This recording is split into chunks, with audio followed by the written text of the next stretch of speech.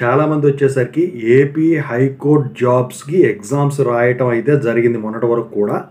వివిధ పోస్టులు డ్రైవర్స్ దగ్గర నుంచి మొదలెట్టుకొని పైకి ఉన్న పోస్టులు మొత్తం కూడా అందులో ఆల్రెడీ ఎక్స్పీరియన్స్ ఉన్నవాళ్ళు ఎవరైతే ఎక్స్పీరియన్స్ను బట్టి మార్కులు కూడా యాడ్ చేయించుకొని ఉన్నారో వాళ్ళతో కలుపుకొని చాలా పోస్టులు ఉన్నాయి. అయితే దీనికి వచ్చేసరికి కీ కూడా రిలీజ్ చేసేసారు. అయితే దీనికి ఏమన్నా అబ్జెక్షన్స్ ఉంటే ఈ నెల 9వ తారీఖు లోపు అబ్జెక్షన్కి ఇంత అని చెప్పేసి ₹100 అనుకుంటా అంత అని చెప్పేసి పే చేసి మీరు అబ్జెక్ట్ చేయొచ్చు అని చెప్పేసి వాళ్ళు చెప్పడం జరిగింది.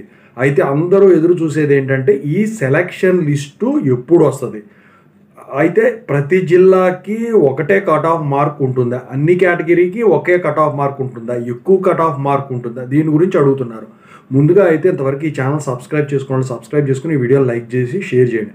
ఇక టాపిక్లో వెళ్తే ఏంటంటే ఈ హైకోర్టు జాబు సెలక్షన్ లిస్ట్ ఏదైతే ఉందో ఈ అబ్జెక్షన్స్ స్వీకరణ అయిపోయిన తర్వాత అందుట్లో ఏమీ లేదు అనుకుంటే ఈ దసరా కన్నా ముందే మీకు ఈ సెలక్షన్ లిస్ట్లో ఫస్ట్ సెలక్షన్ లిస్ట్ అనేది రిలీజ్ చేసేదానికి ఛాన్స్ ఉంది. ఇక దసరా తర్వాత మిగతా సెలక్షన్ లిస్టులు కూడా, అంటే ఇక్కడ 2-3 సెలక్షన్ లిస్టులు రిలీజ్ చేస్తారు. సో దసరా తర్వాత మిగతా సెలక్షన్ లిస్ట్ కూడా రిలీజ్ చేసేదానికి ఛాన్స్ ఉంది.